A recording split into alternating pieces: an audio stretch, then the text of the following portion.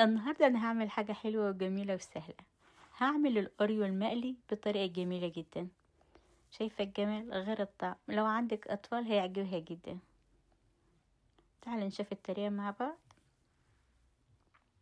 أنا معايا بسكوت الأوريو. هحضر الخليط السائل اللي هنزل فيه الأوريو. في بولة هنزل ببيضة،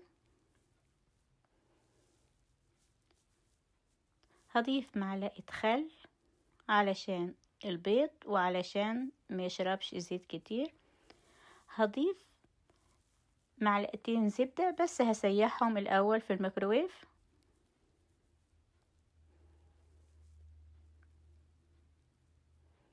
هضيف 3 معالق سكر، رشة ملح. هسيح الزبدة في الميكروويف على نص دقيقة. هضيف كوباية لبن، انزل بالزبدة،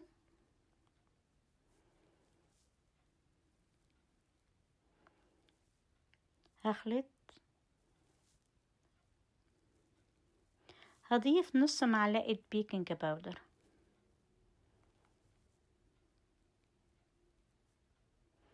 هضيف كوباية ونص دقيق.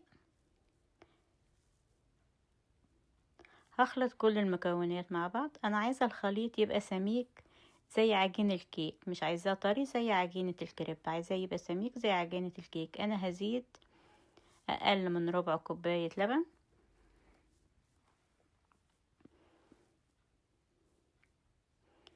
كده السمك حلو خالص. هنزل بالاوريو، شايفة السمك كده جميل جدا. اي نوع اوريو انت حباه.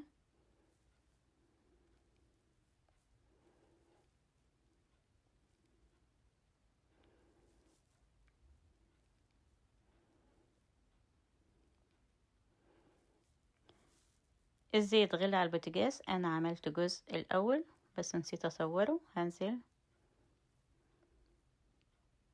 بالاوريو بالشكل ده.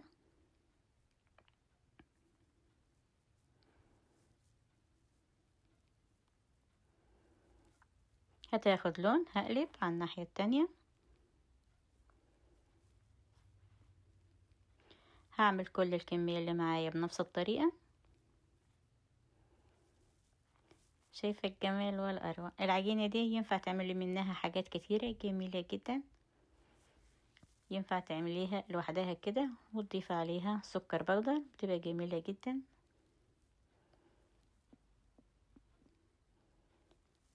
ممكن تضيفي سكر بودر من فوق، طعمه جميل جدا. شايفة جمال الأوريو جميل جدا.